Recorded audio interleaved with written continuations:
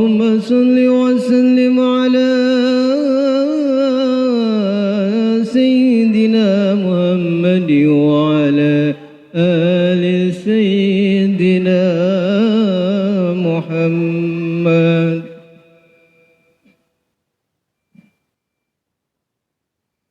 الله أكبر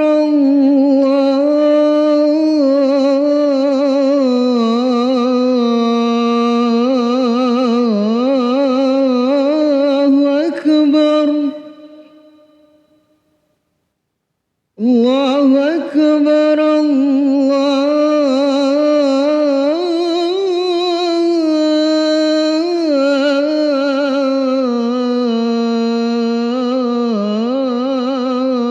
الله أكبر. أشهد أن لا إله إلا الله.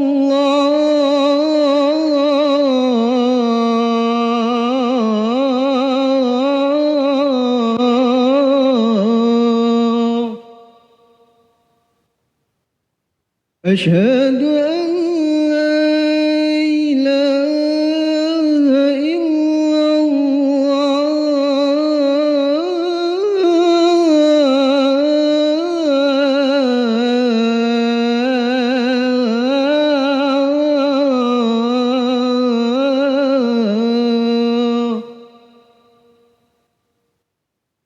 أشهد أن محمد رسول الله.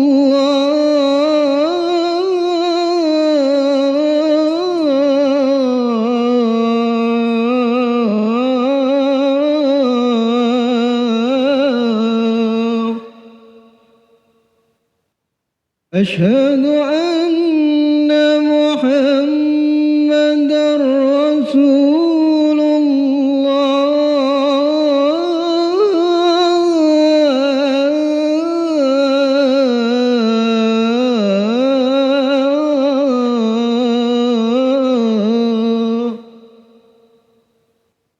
هيا على الصلاة.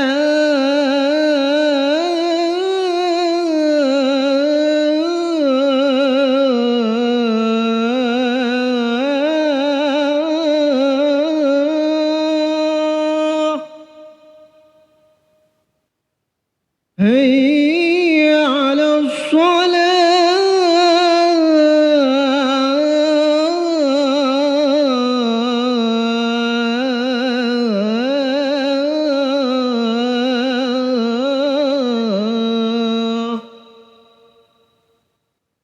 هيا على الفلاح.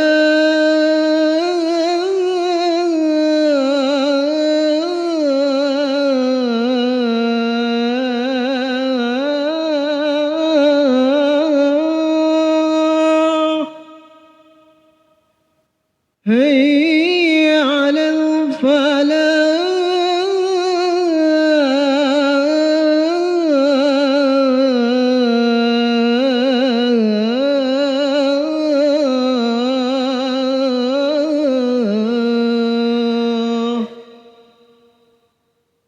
الله أكبر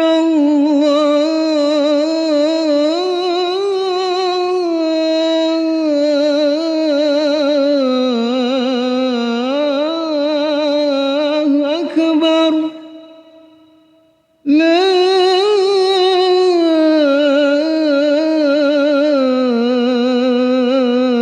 إله إلا الله.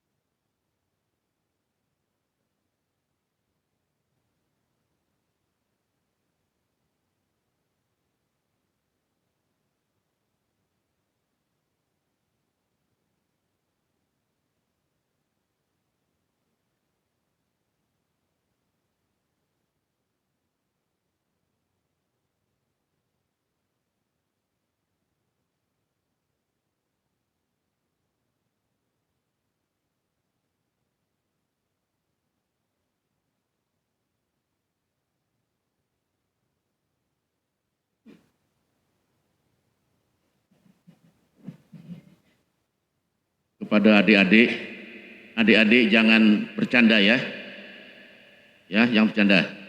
Terima kasih.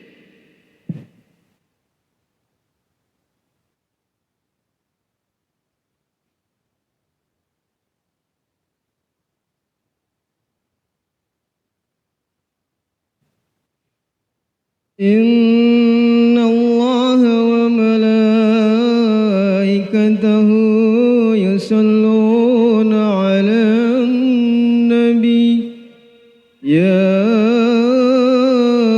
ayyuhalladzina amanu sallu alaihi wa sallimu taslima.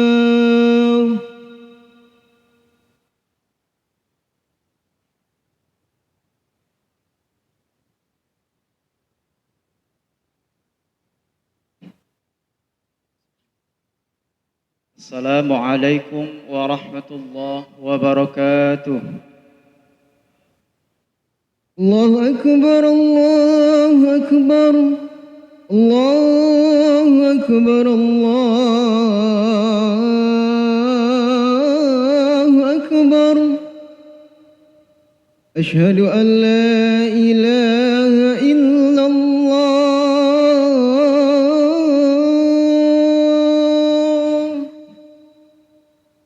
أشهد أن لا إله إلا الله.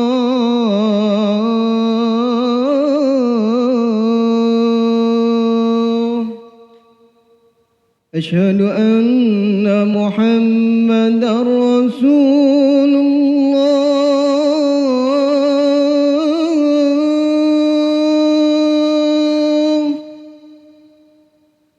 أشهد أن محمدا رسول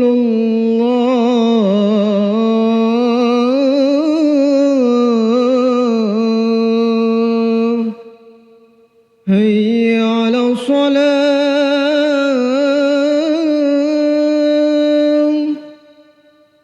هيا على الصلاة.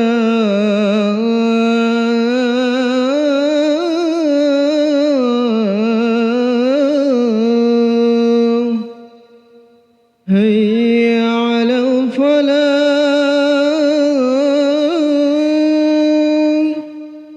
هيا على الفلاح.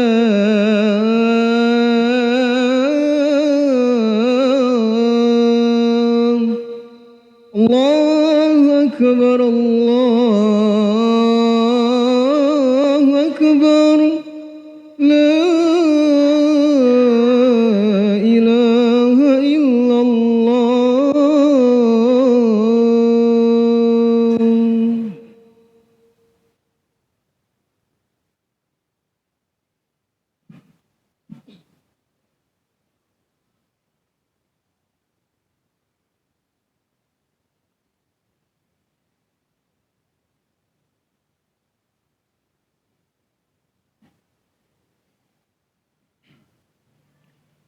الحمد لله الذي جعل محاسبة النفس سبيل الفلاح وجعل التوبة والاستغفار مفتاح النجاح.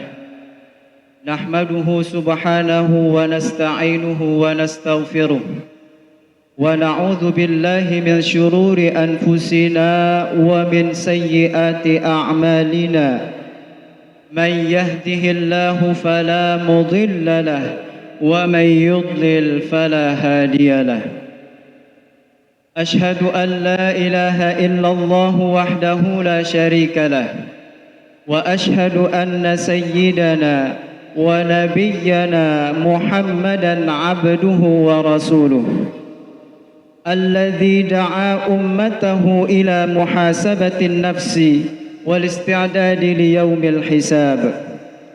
اللهم صل وسلم وبارك وكرم وعظم على سيدنا محمد وعلى آله وأصحابه أجمعين.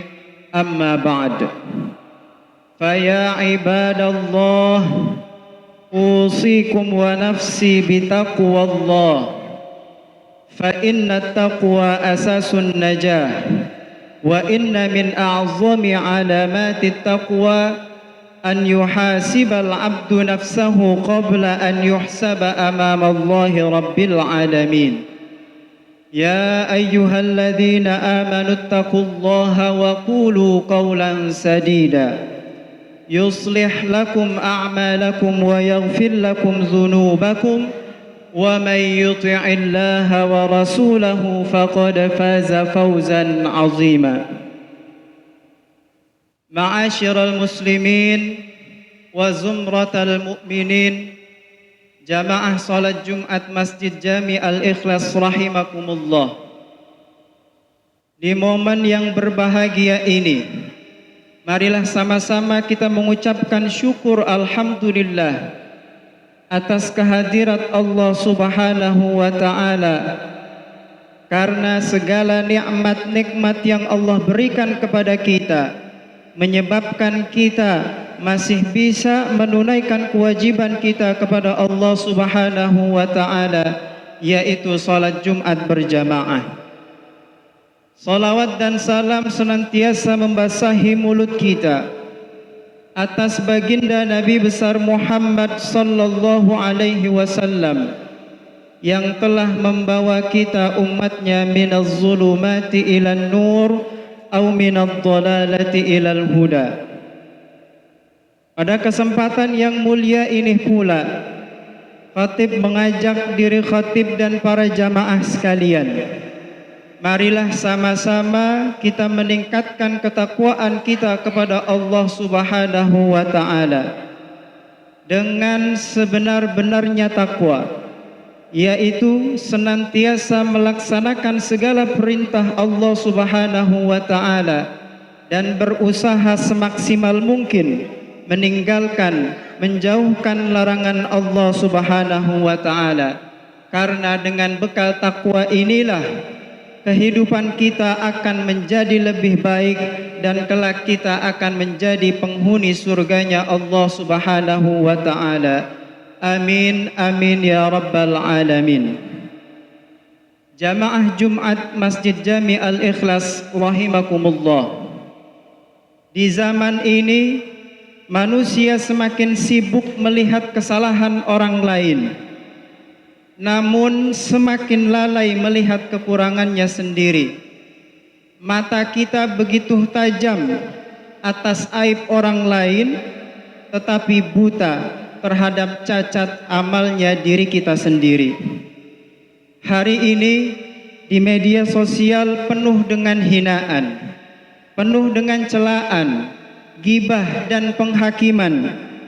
Seseorang begitu mudah membicarakan keburukan orang lain, seakan dirinya paling bersih dari dosa, padahal belum tentu sholatnya khusyuk, belum tentu lisannya terjaga, belum tentu hartanya halal, belum tentu hatinya selamat dari penyakit riya, ujub, hasad, serta kesombongan. Inilah tanda lemahnya muhasabah. Orang yang tidak pernah bermuhasabah akan selalu merasa dirinya benar.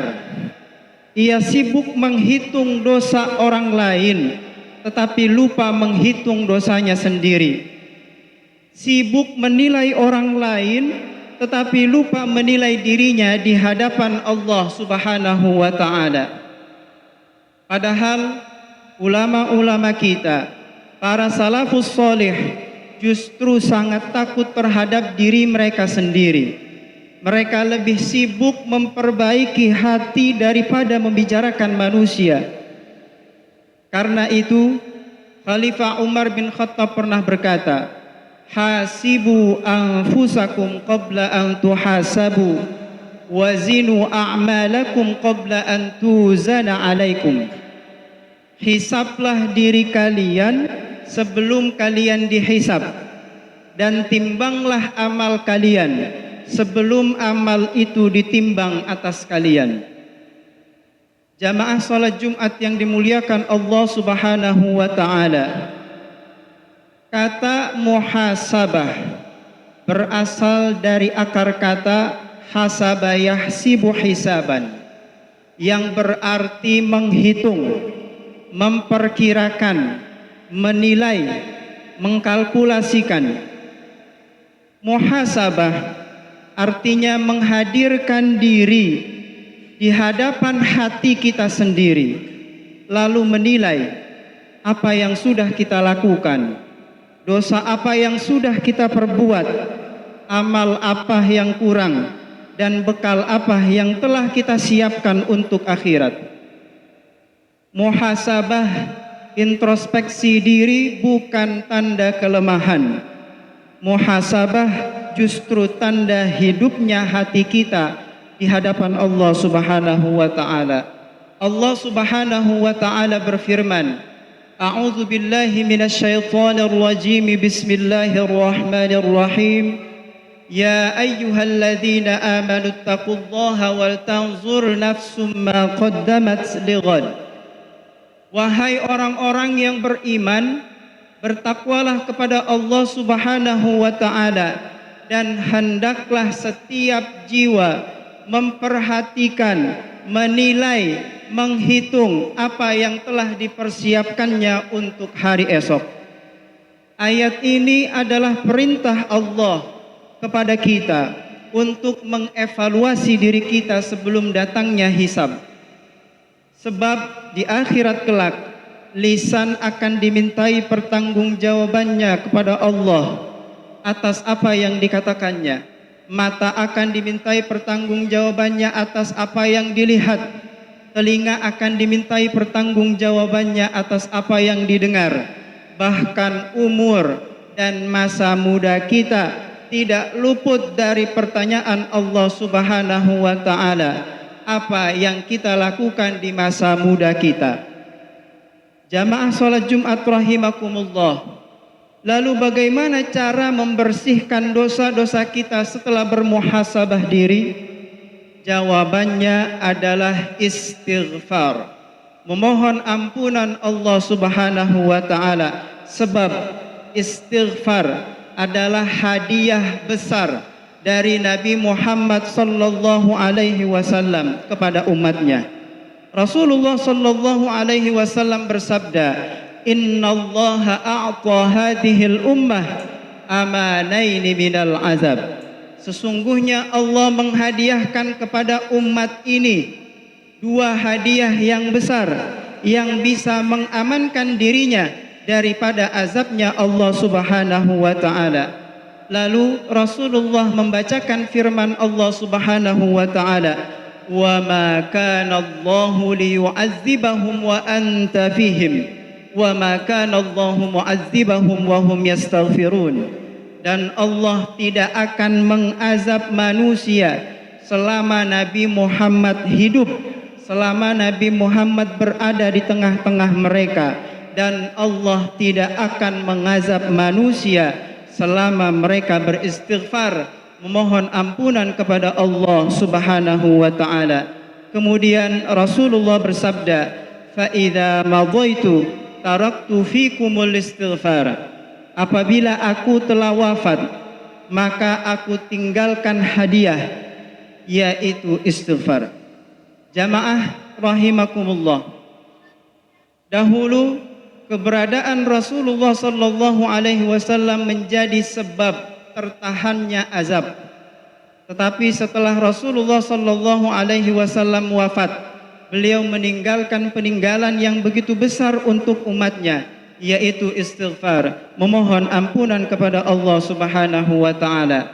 Karena itu, selama pintu istighfar masih terbuka, maka pintu harapan juga masih terbuka. Orang yang rajin beristighfar bukan berarti ia paling banyak dosa, tetapi karena ia sadar dirinya penuh dengan kekurangan. Bahkan Rasulullah sallallahu alaihi wasallam, manusia paling suci di dunia ini, beristighfar lebih dari 70 kali dalam sehari. Lalu bagaimana dengan kita yang dosanya siang dan malam terus bertambah? Disebutkan dalam sebuah asar, "Ma min yaumin yanshaqqul fajru fihi illa wa yunadi, ya ibna Adam, ana khalqun jadid wa ala amalika syahid." fatazawwad minni fa inni la a'udu ila yaumil qiyamah.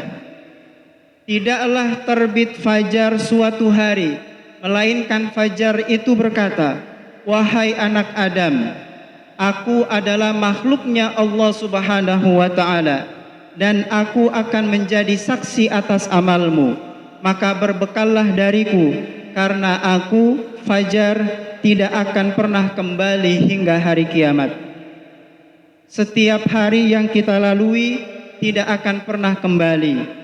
Hari demi hari umur kita berkurang, tetapi apakah dosa kita ikut berkurang ataukah justru semakin bertambah? Jamaah salat Jumat rahimakumullah, lihatlah betapa besar nikmat Allah Subhanahu wa ta'ala kepada hambanya. Walaupun manusia berbuat dosa setiap hari, Allah masih membuka pintu taubat baginya. Bahkan dikatakan dalam sebuah asar, ketika makhluk-makhluk Allah Subhanahu wa ta'ala murka terhadap kelalaian manusia kepada Allah Subhanahu wa ta'ala, disebutkan wa taqulul ardu ya Rabbi da'ni abtali ada Adam innahu akala min rizqika wa lam yashkurka, wa taqulul biharu ya Rabbi da'ni ughriq ibna Adam innahu akala min rizqika wa lam yashkurka, wa taqulul jibal ya Rabbi da'ni udbiq ala ibni Adam innahu akala min rizqika wa lam yashkurka. Ketika bumi berkata, wahai Allah, izinkan aku menelan anak Adam, izinkan aku menenggelamkan seluruh manusia. Ia memakan rizkimu namun tidak bersyukur kepadamu. Ketika laut berkata, wahai Allah, izinkan aku menenggelamkan anak Adam. Ia memakan rizkimu namun tidak bersyukur kepadamu. Ketika gunung berkata, wahai Allah, izinkan aku menghimpit anak Adam. Ia memakan rizkimu namun tidak pernah bersyukur kepadamu. Seakan-akan seluruh makhluk yang Allah ciptakan murka terhadap kelalaian manusia. Tetapi di tengah murkanya makhluk-makhluk tersebut, rahmat Allah Subhanahu wa ta'ala tetap mendahului daripada murkanya makhluk-makhluk tersebut. Da'uhum law khalaqtumuhum la rahimtumuhum innahum ibadi fa in tabu ilayya fa ana habibuhum wa in lam yatubu fa ana tabibuhum. Biarkan manusia, seandainya kalian wahai makhlukku menciptakan manusia, niscaya kalian akan menyayangi mereka. Mereka adalah hamba-hambaku. Jika mereka bertaubat kepadaku, maka aku akan menjadi kekasih baginya. Dan jika mereka belum bertaubat kepadaku, maka aku adalah tabib, dokter bagi mereka. Bahkan ketika hamba berlumur dosa sekalipun, Allah masih membuka pintu taubat kepada kita. Karena itu, jangan pernah berputus asa dari rahmat Allah Subhanahu wa ta'ala. Namun jangan juga terlena oleh kehidupan dunia. Sebagian manusia mengejar dunia akan hidup selamanya, tetapi melupakan akhirat seakan tidak akan pernah mati. Dikatakan, ya ayyuhal insan, rakibu kulli muqtarahati yadak, salakat tariqaha wa hasbuk, fa inna hadhihi dunya ridhak. Wahai manusia, engkau terus mengikuti keinginan kedua tanganmu, menuruti hawa nafsumu, hingga dunia menjadi tujuan keridhaanmu. Padahal ulama mengingatkan, i'mal li dunyaka ka'annaka ta'ishu abadan wa'mal li akhiratika ka'annaka tamutu ghadan. Beramallah untuk duniamu seakan-akan engkau hidup selamanya, dan beramallah untuk akhiratmu seakan-akan engkau akan mati esok hari. Jamaah salat Jumat yang dimuliakan Allah Subhanahu wa ta'ala, maka sebelum kita dihisap oleh Allah Subhanahu wa ta'ala, hisaplah diri kita sendiri. Sebelum dosa kita dibukakan oleh Allah Subhanahu wa ta'ala di akhirat, akuilah dosa kita dalam istighfar. sebelum terlambat, maka marilah sama-sama kita kembali kepada Allah Subhanahu wa taala. Semoga di penghujung bulan Zulqa'dah ini, salah satu bulan yang dimuliakan Allah Subhanahu wa taala, Allah menjadikan kita termasuk hamba-hambanya yang gemar bermuhasabah, gemar introspeksi diri, ringan lisannya dalam istighfar, dan insya Allah akan mendapatkan husnul khatimah. Amin amin ya rabbal alamin. Barakallahu li wa lakum fil Qur'anil Karim wa nafa'ani wa iyyakum bima fihi minal ayati wadh dzikril hakim. Fastaghfiruh innahu huwal ghafurur rahim. Allahumma salli wa sallim ala Sayyidina Muhammadin wa ala ali Sayyidina Muhammad.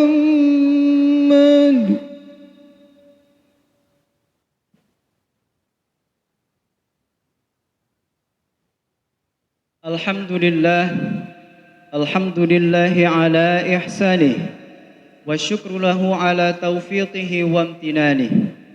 Wa ashhadu an la ilaha illallah wahdahu la syarika lah. Wa ashhadu anna sayyidana wa nabiyyana Muhammadan abduhu wa rasuluhu ad-da'i ila ridwanih. Allahumma salli wa sallim wa barik ala sayyidina Muhammad وعلى آله وأصحابه وسلم تسليما كثيرا أما بعد فيا أيها الناس اتقوا الله فيما أمر وانتهوا عما نهى عنه وزجر واعلموا أن الله أمركم بأمر بدأ فيه بنفسه وثنى بملائكته بكرسه وقال الله تعالى إن الله وملائكته يصلون على النبي يا أيها الذين آمنوا صلوا عليه وسلموا تسليما اللهم صل وسلم على سيدنا محمد وعلى آل سيدنا محمد وعلى أنبيائك ورسلك وملائكة المقربين وارض اللهم عن الخلفاء الراشدين أبي بكر وعمر وعثمان وعلي وعن بقية الصحابة والتابعين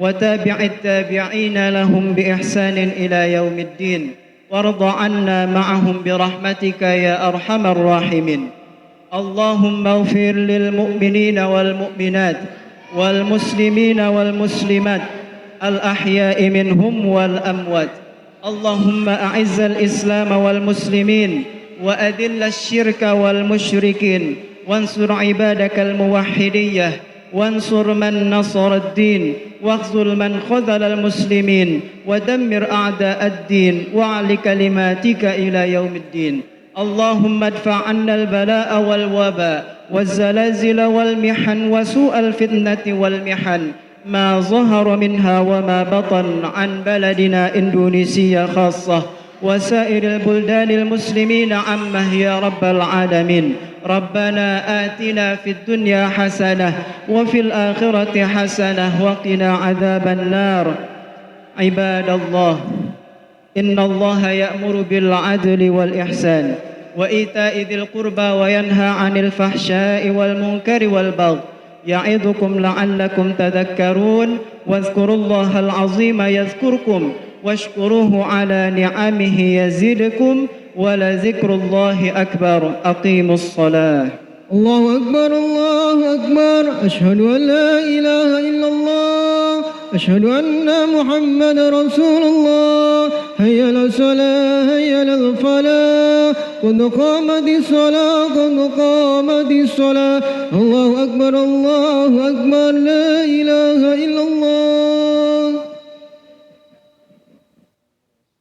صلى الله عليه وسلم قامها الله وأدبها واجعلني من صالح أهلها استووا أقيموا صفوفكم واعتدلوا سووا صفوفكم فإن تصفية الصفوف من تمام الصلاة. Diluruskan dan dirapatkan barisannya karena lurus dan rapatnya shaf merupakan kesempurnaan daripada salat.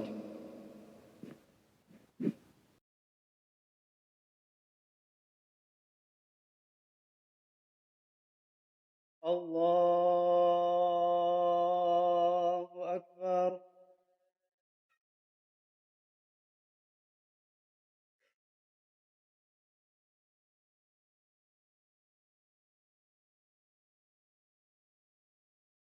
بسم الله الرحمن الرحيم.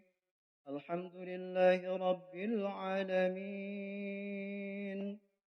الرحمن الرحيم مالك يوم الدين إياك نعبد وإياك نستعين اهدنا الصراط المستقيم صراط الذين أنعمت عليهم غير المغضوب عليهم ولا الضالين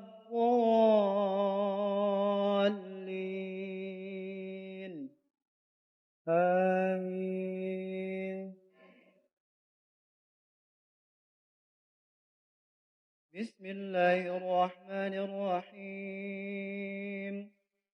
الحج أشهر معلومات فمن فرض فيهن الحج فلا رفث ولا فسوق ولا جدال في الحج وما تفعلوا من خير يعلمه الله وتزودوا فإن خير الزاد التقوى واتقون يا أولي الألباب.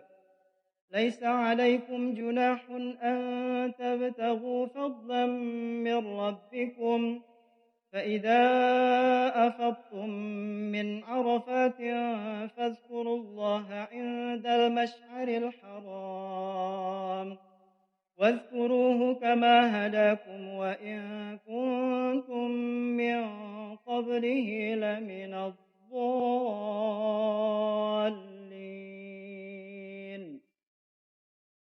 الله أكبر.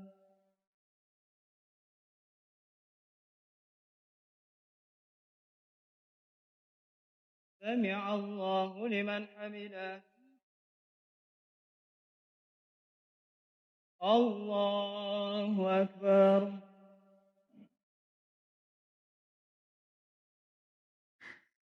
الله أكبر. الله أكبر.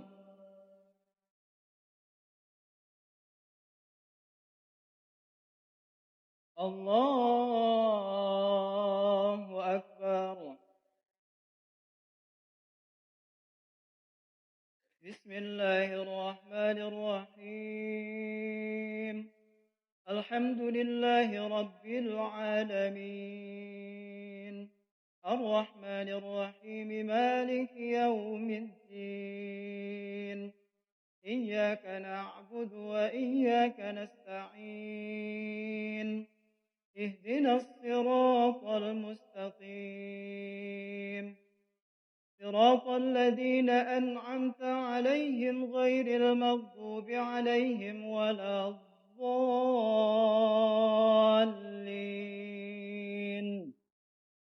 آمين. ثم أفيضوا من حيث أفاض الناس واستغفروا الله إن الله غفور رحيم. فإذا قضيتم مناسككم فاذكروا الله كذكركم آباءكم أو أشد ذكرا فمن الناس من يقول ربنا آتنا في الدنيا وما له في الآخرة من خلاق ومنهم من يقول ربنا آتنا في الدنيا حسنة وفي الآخرة حسنة وقنا عذاب النار أولئك لهم نصيب مما كسبوا والله سريع الحساب. الله أكبر.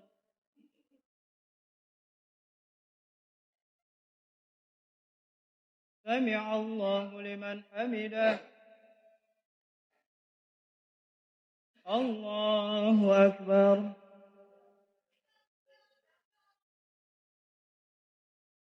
الله أكبر. الله أكبر.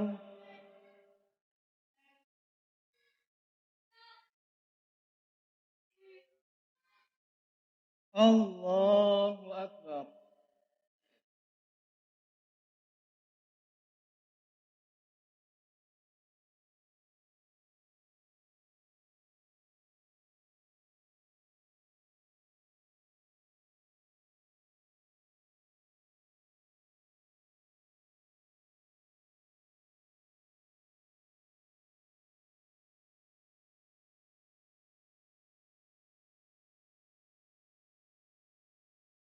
السلام عليكم ورحمة الله.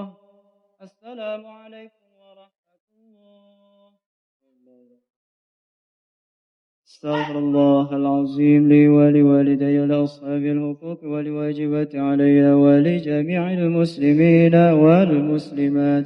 أستغفر الله العظيم لي ولوالدي ولأصحاب الحقوق والواجبات علي ولجميع المسلمين والمسلمات. أستغفر الله العظيم لي ولوالدي ولأصحاب الحقوق والواجبات علي ولجميع المسلمين والمسلمات والمؤمنين والمؤمنات الأحياء منهم والأموات. لا إله إلا الله وحده لا شريك له، له الملك وله الحمد يحيي ويميت وهو على كل شيء قدير. لا إله إلا الله وحده لا شريك له، له الملك وله الحمد يحيي ويميت وهو على كل شيء قدير. لا إله إلا الله وحده لا شريك له، له الملك وله الحمد يحيي ويميت وهو على كل شيء قدير. ولا حول ولا قوة إلا بالله العلي العظيم. الفاتحة لرضاء الله وإلى حضرة النبي محمد صلى الله عليه وسلم، ثم إلى أرواح خصوصا مؤسسي مسجد جامع الإخلاص وجامع أهل القبور من جماعة مسجد جامع الإخلاص، بأن الله يتغشاهم بالرحمة والمغفرة ويسكنهم الجنة. لهم الفاتحة. أعوذ بالله من الشيطان الرجيم. بسم الله الرحمن الرحيم. الحمد لله رب العالمين الرحمن الرحيم مالك يوم الدين. إياك نعبد وإياك نستعين. اهدنا الصراط المستقيم، صراط الذين أنعمت عليهم غير المغضوب عليهم ولا الضالين. نستغفر الله العظيم، نستغفر الله العظيم، نستغفر الله العظيم. إلهنا الكريم أنت الكريم، اللهم صل على سيدنا محمد في الأولين والآخرين وسلم. رضي الله تبارك وتعالى عن ساداتنا أصحاب سيدنا رسول الله أجمعين. بسم الله الرحمن الرحيم. الحمد لله رب العالمين، حمدا شاكرا حمدا ناعمين، حمدا يوافي نعمه ويدافع نقامه ويكافئ مزيده. يا ربنا وإلهنا لك الحمد كما ينبغي لجلال وجهك الكريم ولعظيم سلطانك. اللهم صل على سيدنا محمد وعلى آل سيدنا محمد صلاة تنجنا بها من جميع الأهوال والآفات وتقضي لنا بها جميع الحاجات وتطهرنا بها من جميع السيئات وترفعنا بها عندك أعلى الدرجات وتبلغنا بها أقصى الغايات من جميع الخيرات في الحياة وبعد الممات. إنك يا مولانا سميع قريب مجيب الدعوات، يا قاضي الحاجات ويا كافي المهمات. اللهم اغفر لنا ذنوبنا ولوالدينا وارحمنا وارحمهم كما ربونا صغارا، ولجميع المسلمين والمسلمات والمؤمنين والمؤمنات الأحياء منهم والأموات. اللهم افتح لنا يا إلهنا فتوح العارفين وفقهنا وإياهم في الدين، واجعلنا وإياهم من العلماء العاملين المخلصين، ولا تجعلنا وإياهم من القانطين ولا من الآيثين ولا من الآثمين ولا من المعتدين ولا من الضالين ولا من المضلين. اللهم اهدنا ووفقنا إلى الحق وإلى طريق مستقيم، ونجنا يا إلهنا من القوم الظالمين، وتوفنا مسلمين وألحقنا بالصالحين برحمتك يا أرحم الراحمين.